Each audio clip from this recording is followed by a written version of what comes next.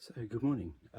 Today I'm going to be checking the alignment and the tracking on my OneTen Tithonus.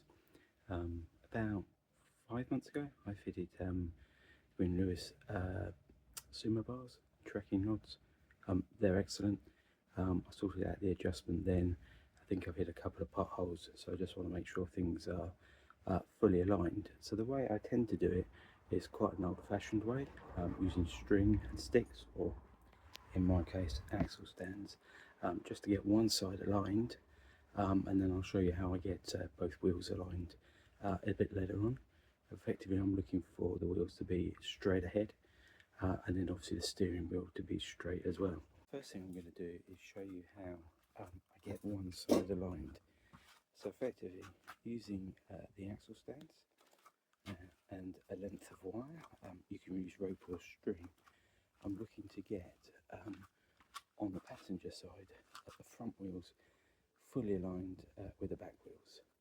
So what you can see is actually in this case, having set it up, that although the front is aligned, there is a small gap between the back. So what I'm going to do in a moment is I'm going to jack the front up slightly and just move the wheels so that they fully align. Now under the diff rather, as you can see my drive is on quite a slope, so there's quite a differential between the two wheels, but what it allows me to do is come around to this side and effectively move the wheel really easily. So with it up in the air, I can now pull the wheel, and what I have now is the string touching on both sides. So in a minute I'll be able to lower it back down again, and then I can get on to the next adjustment phase. So the first thing we have to do is to make sure that the wheels are in the straight ahead position. So we have already set the front wheel straight with the back wheels, so we have a straight line up the passenger side of the vehicle.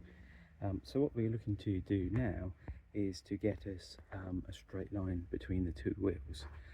So I'll show you how we do that next. So what we have here is the slightly Heath Robinson, but probably the way that people did it, either when they couldn't afford expensive alignment machines in local garages, or perhaps in the past, is to strap two straight pieces of material to either side of the vehicle. So we have the blue one on this side and the red one on that side. Ideally something like a broom handle, but I have found that they tend to flex. So these fiberglass painting poles work as well. For fiberglass handles off of garden tools also work. But all we're really looking to do is to make sure the measurement between the front there and the front there is equal to the two back sides. So effectively we're just going to measure between the two, and then we can adjust and steer the wheels as we need to. So recording across the front with the tape rested up against the front of the tyres, I'm measuring pretty much on 70 inches there. It's actually 178 centimetres when I pulled the tape out to its fullest. It's quite difficult to do whilst holding the camera as well, but there you can see it's 178 centimetres from left to right across the front of the tyres. Now this is the point ideally where you could do with a second pair of hands, because you can see the stick all the way across there, and trying to balance the stick both sides and the tape becomes quite difficult, but you can see from here that we have a difference. So the back end is narrower than the front, so what that means is effectively the driver's side front wheel is toe out by somewhere in the region of 1 centimetre, and in fact when I eyeballed it a moment ago I could accurately see that. So what we're going to have to do is undo the bar at the back. It has some counterlocking nuts, and once we've undone that, it allows us then to straighten up the wheel and remeasure. In order to do that, we'll have to get it back up on the jack again. What you can see from under here is this back bar, the Sumobars here, has a set of nuts just inside of the bar and before you get to the track rod end. One of those goes clockwise, one of those goes anti-clockwise. So once you crack those nuts off, it allows you with the wheels in the air to rotate the bar, and it brings the back either out or in. So in this instance we're going to want to bring it in, and it allows us then to do the measurements again and make sure we've got the same at the front and the back.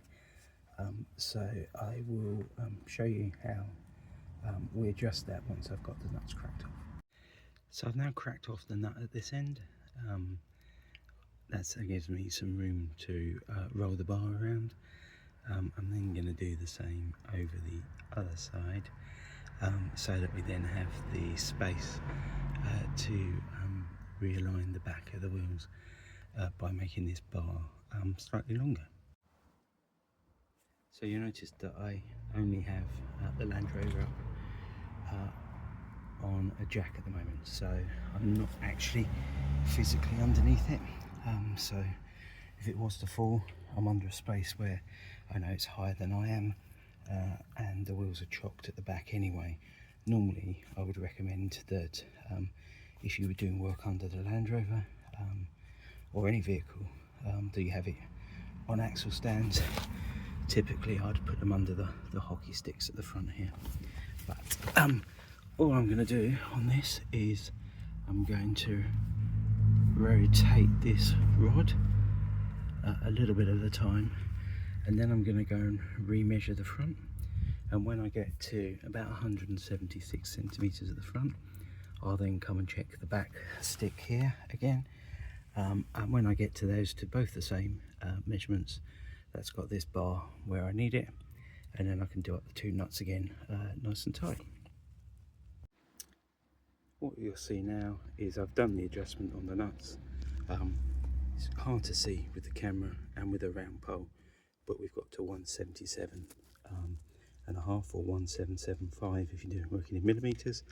Same at the front and the back.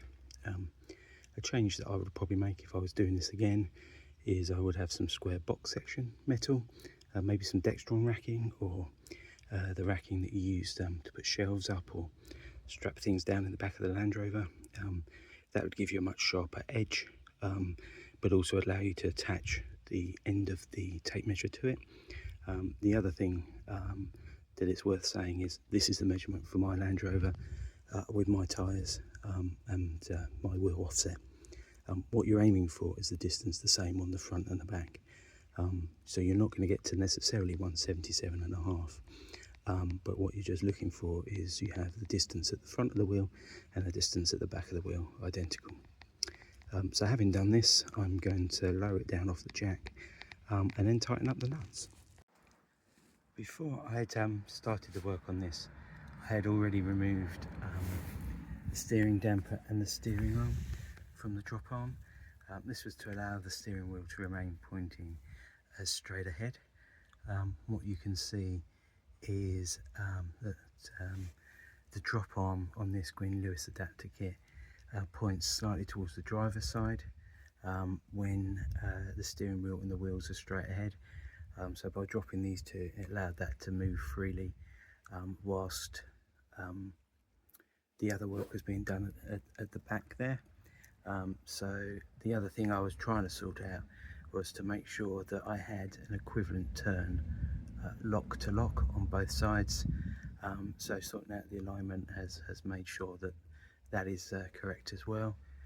The reality is with the Defender, the ex-military Defenders definitely, is that it doesn't have an amazing lock, so it's always a compromise. But what I'm going to do now is just bolt these back together. The interesting thing with the Gwyn Lewis kit is that the steering arm actually sits below the drop arm, and then the steering damper fits into here on the steering arm as well. It's one of the nuances of that kit, and make it better than the standard setup. Okay, so thank you for watching. Hopefully that was informative and gave some added insight to you, and I look forward to doing another video again soon.